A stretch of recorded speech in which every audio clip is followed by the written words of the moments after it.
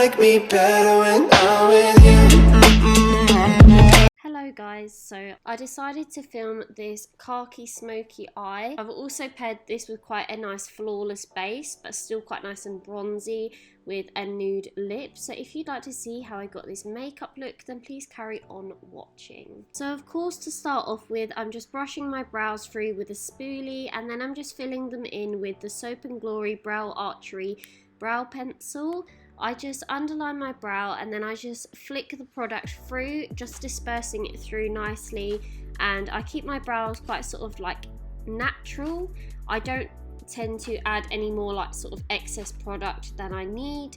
And then after this, I will be cleaning up underneath my brows with some concealer and also applying some of the concealer on my eyelids just to prime them for eyeshadow. I just done this off camera as I do this quite a lot in my videos, so I thought I'd just sort of speed things up a little bit. So for eyeshadow, I just blend away any creases on my lid from my concealer, and then the shade I'm going to be taking is this really nice sort of mid-tone warm brown from the Jaclyn Hill palette with Morphe. This is the second palette that she's come out with them. This is the newest one. I'm just using a fluffy blending brush just to buff that into my crease.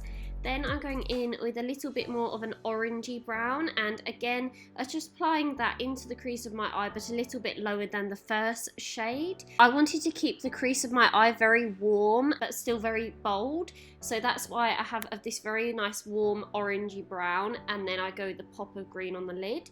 So then I'm going in with an even warmer orange, and again I'm just applying this into the crease but just a little bit lower than the previous shade. And I'm just using a Morphe pencil brush for this as well, just to get the precision that I want. And then what I'll be doing is taking that fluffy brush afterwards just to blend out the edges. The best way to get that really nice easy blend is to layer your shades on top of one another, even if the shades are very similar in tone. It just really helps when you're sort of applying other colors on top. For the green, I'm using the Morphe 39A palette, and I'm taking this really nice khaki based green, and I'm just applying that onto my lid with a flat shader brush. I find these are the best type of brushes to use when packing on colour. I find you get the best colour payoff with these type of brushes instead of like a fluffy brush. So I just pack the colour down and then blend it with a fluffy brush, and then I just keep building that up until I've got the intensity that I want. Then I'm going to be taking this really nice warm chocolatey brown from the same Morphe palette, and I'm using a small sort of tapered brush to apply this into the lower crease of my eye. And I just want to really build up that precision with this brush, but then again take a fluffy brush to blend the edges out into the other shades. The next step is to just take a wipe and clean up any sort of fallout that you may have got from the shadows. Then what I will be doing is applying my foundation. So I actually am going to be mixing two. I've been loving these two together on a daily basis. So this is the Tarte Found Sealer foundation and the Too Faced Born This Way foundation. My absolute favourite is the Too Faced Born This Way, but I am a little bit fairer at the moment, so that is why I'm mixing the Tarte one. I'm then going to be using my Morphe M439 foundation brush to buff that into my skin. This is my favourite face brush. It just really works the product in well, and you get that really nice skin-like finish but still full coverage. To add a little bit of brightness to my face, I'm going to be applying my Too Faced, I think this is like the multi-purpose or multi-use concealer. This is literally my favourite concealer at the moment, and this is in the shade Vanilla. Just blending that in with my Morphe sponge, and as you can see, I just apply a little bit between my brows, a little bit around my eyes and on my chin, and that is me done. I don't apply too much of this because it is a very good coverage, so I don't really find that I need to actually apply too much, especially because I have built the foundations up to a fuller coverage anyway. But I really love this product, and with the foundation this works beautifully. Moving on to my favourite product, this is the Huda Beauty Tantour Bronzing Cream to Powder. This is literally the best bronzer I've ever used. This is just so lovely on the skin, so lovely, and like just looks flawless. Like your skin literally just looks photoshopped and so healthy and like dewy and bronzed, and I couldn't recommend it enough. If you love your tan like I do, then you really need this product. It's a little bit more on the pricier side, but I would 100% recommend it.